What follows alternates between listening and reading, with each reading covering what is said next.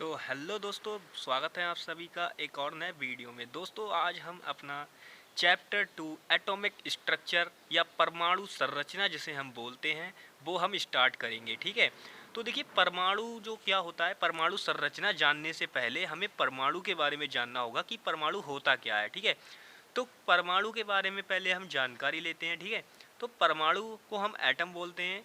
तो किसी तत्व का वह सूक्ष्मतम कण, ठीक है, किसी तत्व का वह सूक्ष्मतम कण जो इलेक्ट्रॉन, प्रोटॉन तथा न्यूट्रॉन से मिलकर बना होता है उसे परमाणु कहते हैं। ठीक है, परमाणु की बात हो गई। अब देखिए डाल्टन के अनुसार एक बात थी कि डाल्टन के अनुसार परमाणु को कैसा कण माना गया था भाई, अविभाज्य कण माना गया था।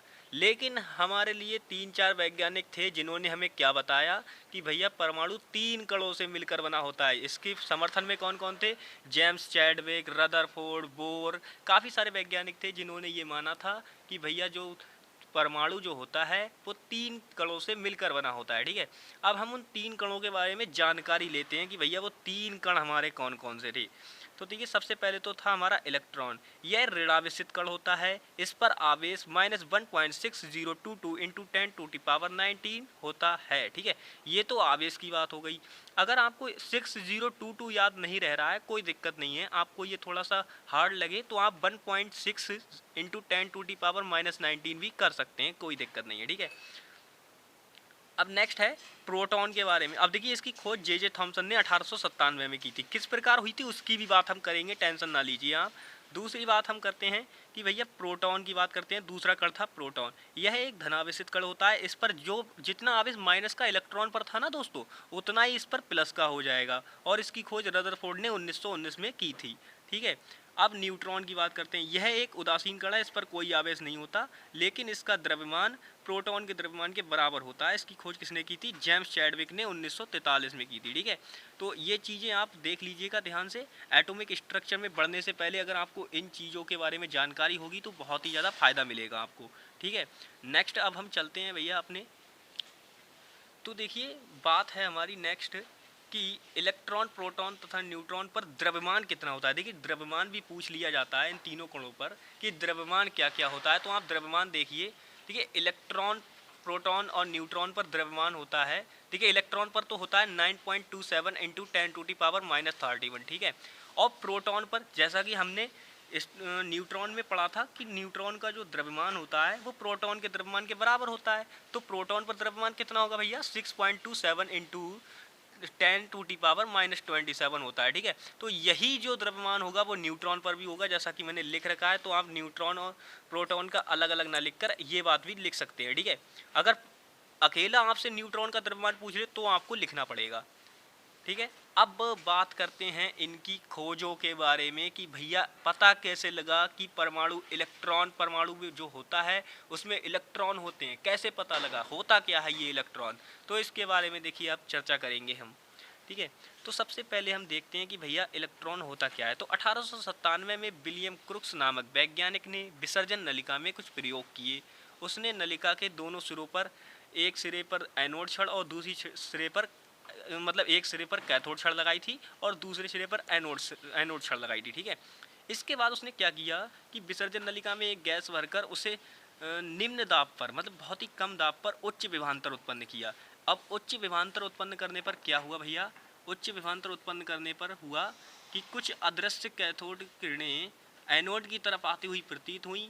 और ये मतलब जब हमने क्या किया था, जिधर एनोड थी उधर हमने जिंक सल्फाइड के लेप लगा रखा था उधर एनोड की तरफ। तो क्या था, जब कैथोड से उधर रेस गई, मतलब जब किरणें गई पड़ी, अदृश्य किरणें, तो क्या हुआ, उनसे प्रकाश उत्पन्न हुआ। ठीक है, तो जो प्रकाश उत्पन्न हो रहा था वो किसके कारण हो रहा था? वो उन छोटे छोटे कणों के कारण हो रहा था जो कि उस पर पड़ रहे थे। ठीक है, तो अब हमें पता चला कि वो जो छोटे छोटे कण थे जिनसे कैथोड किरणें मिलकर बनी थी वही हमारे क्या कहलाए? इलेक्ट्रॉन कहलाए। ठीक है, अभी मैं जस्ट इसका आपको स्ट्रक्चर दिखाता हूँ तो आप उसको ध्यान से।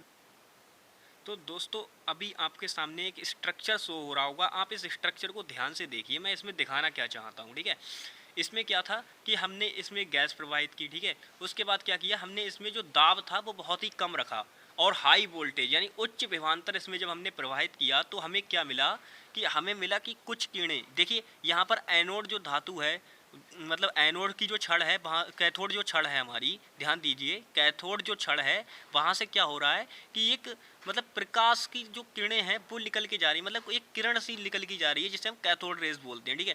अब ये क्या है कि जिंक सल्फाइड की प्लेट पर ग्रीनिश ग्लो माने होता है मतलब हरा प्रकाश उत्पन्न कर रही हैं, तो यही होता है, ठीक है। तो ये कैथोड रेज का स्ट्रक्चर है। आप चाहें तो इसको अगर एग्जाम में आ जाए कि भैया कैथोड किरणें क्या होती हैं, किसके माध्यम से बनती हैं, या पूछ ले कि कैथोड किरणों के बारे में संपूर्ण जानकारी दो, तो आप इसको इस तरीके से लिख सकते हैं, ठीक है।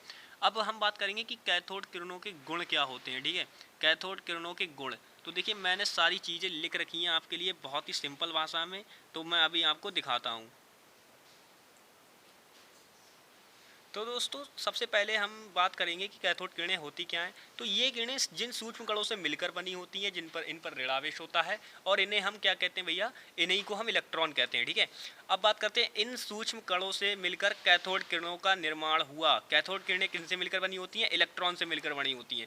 अब बात करते हैं प्रॉपर्टीज ऑफ कैथोड रेज, मतलब कैथोड जो किरणें होती हैं उनके गुण क्या क्या होते हैं। तो देखिए मैंने 4 गुण आपके सामने लिख रखी हैं, ये छोटे छोटे हैं, आप इनको आराम से याद भी कर लोगे।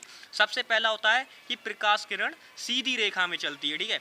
दूसरी बात, जेडएनएस के लेप पर हरा प्रकाश उत्पन्न करती है, ठीक है। तीसरा है, ये किरणें चुंबकीय क्षेत्र में धन आवेशित प्लेटों की तरफ मुड़ जाती हैं।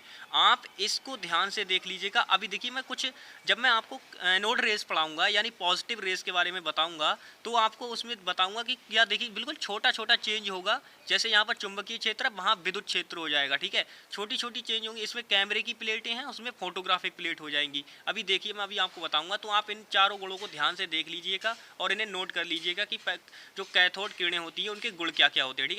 अब बात करते हैं प्रोटॉन की खोज कैसे हुई। प्रोटॉन की खोज कैसे हुई, इस पर आ जाइए दोस्तों।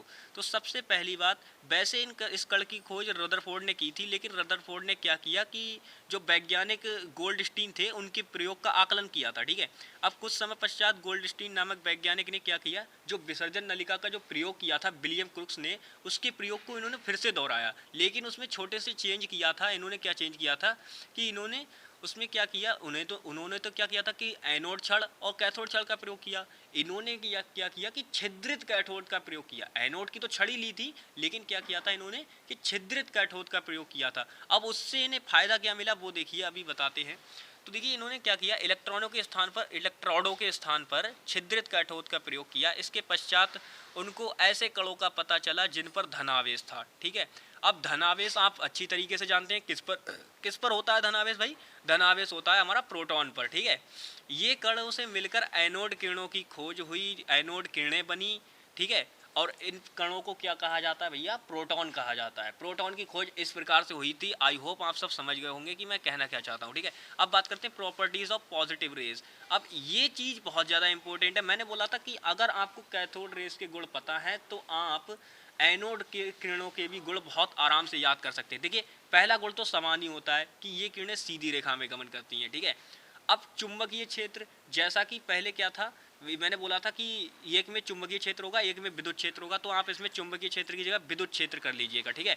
तो चुंबकीय क्षेत्र में ऋण आवेशित प्लेटों की तरफ मुड़ जाती हैं, और इधर क्या था भाई, इधर क्या था कि चुंबकीय क्षेत्र में धनावेशित प्लेटों की तरफ मुड़ जाती हैं। आप ये बात लिख सकते हैं, कोई दिक्कत नहीं, चुंबकीय क्षेत्र भी आपका सही माना जाएगा, ठीक है।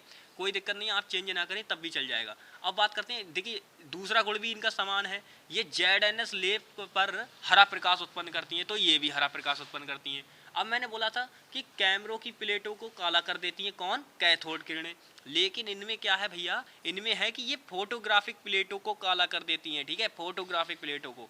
अब एक बात है, जो कैथोड किरणें होती हैं उनकी भेदन क्षमता बहुत ज़्यादा होती है, ठीक है, बहुत ज़्यादा होती है भेदन क्षमता कैथोड किरणों की, लेकिन जो एनोड किरणें होती हैं इनकी भेदन क्षमता थोड़ी कम होती है, ठीक है। अब बात करते हैं न्यूट्रॉन की खोज कैसे हुई थी। तो देखिए न्यूट्रॉन की खोज हुई थी अल्फा कर्व प्रकीर्णन के द्वारा, ठीक है, अल्फा कर्व प्रकीर्णन कैसे की थी। अब देखिए बात करते हैं, न्यूट्रॉन की खोज जेम्स चैडविक ने 1943 में की थी, ठीक है। इसकी खोज किस प्रकार हुई, देखिए मैंने लिख रखा है कि उन्होंने बोरॉन तथा बेरिलियम पर कणों की बौछार की थी, अल्फा कणों की बौछार की थी, ठीक है। बीटा कण बोल सकते हैं, कोई दिक्कत नहीं, बीटा कण की बौछार की थी वैसे। तो बीटा कण बौछार की तो क्या हुआ कि कुछ नए कण उत्सर्जित हुए। तो जो नए कण उत्सर्जित हुए थे उन पर क्या क्या था, उनका गुण एक ये था कि भाई उन पर कोई आवेश नहीं था, वो बिल्कुल उदासीन कण था, ठीक है, लेकिन उसका जो द्रव्यमान था वो प्रोटॉन के द्रव्यमान के बराबर था। तो इन कणों को क्या माना गया भैया, न्यूट्रॉन माना गया। तो बस न्यूट्रॉन की खोज ऐसे हुई थी, नॉर्मली है, बस छोटी छोटी चीज़ें हैं, लेकिन मैंने क्या सोचा कि अगर मैं डायरेक्ट परमाणु स्ट्रक्चर के बारे में बताता तो आप पीछे की चीज़ें आपको रिवाइज नहीं हो पाती, इसीलिए मैंने क्या बताया, ठीक है। अब इन कणों की विशेषता क्या होती है, ठीक है। अब देखिए, इलेक्ट्रॉन की खोज बता दी, प्रोटॉन की खोज बता दी, और आपको न्यूट्रॉन की भी खोज बता दी। इलेक्ट्रॉन प्रोटॉन न्यूट्रॉन से परमाणु मिलकर बना होता है, ये भी बता दी। अब हम नेक्स्ट वीडियो में डिस्कस करेंगे इलेक्ट्रॉन प्रोटॉन न्यूट्रॉन, इनकी विशेषताएं क्या होती हैं। अब इनकी विशेषताओं पर चर्चा करेंगे, ठीक है। तो मिलते हैं नेक्स्ट वीडियो में, तब तक के लिए bye bye, take care and जय हिंद।